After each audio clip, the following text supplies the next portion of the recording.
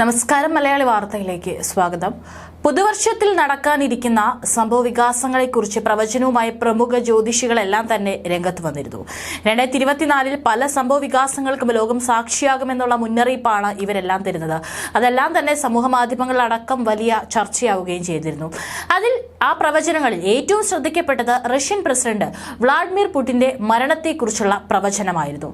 പുടിന് ഇനി അധികം നാൾ ആയുസ്സില്ലെന്നാണ് അവർ പറയുന്നത്. പുടിന്റെ മരണശേഷം റഷ്യ ഉക്രൈൻ യുദ്ധം നീണ്ടു നിൽക്കില്ല, അത് യുദ്ധത്തിന്റെ മരണമണിയായിരിക്കും എന്നുള്ള പ്രവചനങ്ങളും പുറത്തു വന്നിരുന്നു. എന്നാൽ അത് സംഭവിച്ചിട്ടില്ലെങ്കിലും പുടിനോട് ഏറ്റവും അടുത്ത് നിൽക്കുന്നവരെല്ലാം മരിച്ചു വീഴുന്ന റിപ്പോർട്ടുകളാണ് പുറത്തു വരുന്നത്. യുക്രൈനുമായുള്ള സംഘർഷം അയവില്ലാതെ തുടരുന്നതിനിടെ റഷ്യൻ പ്രസിഡന്റ് വ്ളാഡിമിർ പുടിന്റെ ഞെട്ടിച്ച് വീണ്ടും വിശ്വസ്തയുടെ മരണം. പുടിന്റെ ഏറ്റവും വലിയ പ്രചാരക ടെലിവിഷൻ ചാനലിൽ ഒന്നായ ക്യൂബന്റെ ചീഫ് എഡിറ്ററുടെ മരണമാണ് റഷ്യയിൽ ഇപ്പോൾ ആശങ്ക ഉയർത്തുന്നത്. ഇതോടെ പുടിന്റെ വിശ്വസ്തരായ 2 വനിതാ മാധ്യമ പ്രവർത്തകരെയാണ് കൊലപാതകമെന്ന് സംശയിക്കാവുന്ന വിധം കഴിഞ്ഞ ഒരാഴ്ചയ്ക്കിടെ മരിച്ച നിലയിൽ കണ്ടെത്തിയത്.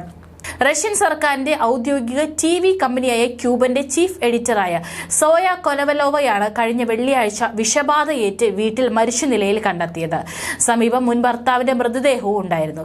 ഇവർക്ക് 15 വയസ്സുള്ള ഒരു മകളും ഒരു മകനുമുണ്ട്. യുക്രൈനെതിരായ പുടിന്റെ യുദ്ധത്തെ പിന്തുണയ്ക്കുന്ന മുൻനിര പോരാളി തന്നെയായിരുന്നു കൊനവലോവ നേതൃത്വം നൽകുന്ന ഈ ഒരു ചാനലും. സംഭവവുമായി ബന്ധപ്പെട്ട് റഷ്യ അന്വേഷണം ആരംഭിച്ചു എന്നാണ് റിപ്പോർട്ടുകൾ. ശരീരത്തിൽ പ്രത്യക്ഷമായി മുറിവുകളൊന്നുമില്ലെന്നും ഫോറൻസിക് പരിശോധന നടന്നുവരികയാണെന്നും റഷ്യ അറിയിച്ചു.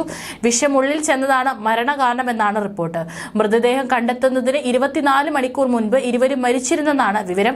പുടിന്റെ പ്രിയ പത്രമായ കൊസമോൾസ്കോയെ പ്രവധയുടെ ഡെപ്യൂട്ടി ചീഫ് എഡിറ്റർ അന്ന സാറോവയും കഴിഞ്ഞ മാസമാണ് മരിച്ച നിലയിൽ കണ്ടെത്തിയത്.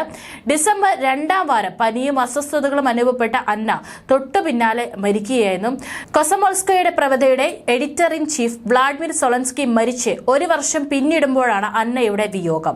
2022 സെപ്റ്റംബറിൽ ഹൃദയാഘാതത്തെ തുടർന്ന് സൊളൻസ്കിയുടെ അന്ത്യം കിഴക്കൻ റഷ്യയിൽ പര്യടനത്തിനിടെ സംഭവിച്ച മരണം കൊലപാതകമാണെന്നും യുക്രൈനും പങ്കുണ്ടെന്നും റഷ്യ അന്ന് ആരോപിക്കുകയും ചെയ്തു.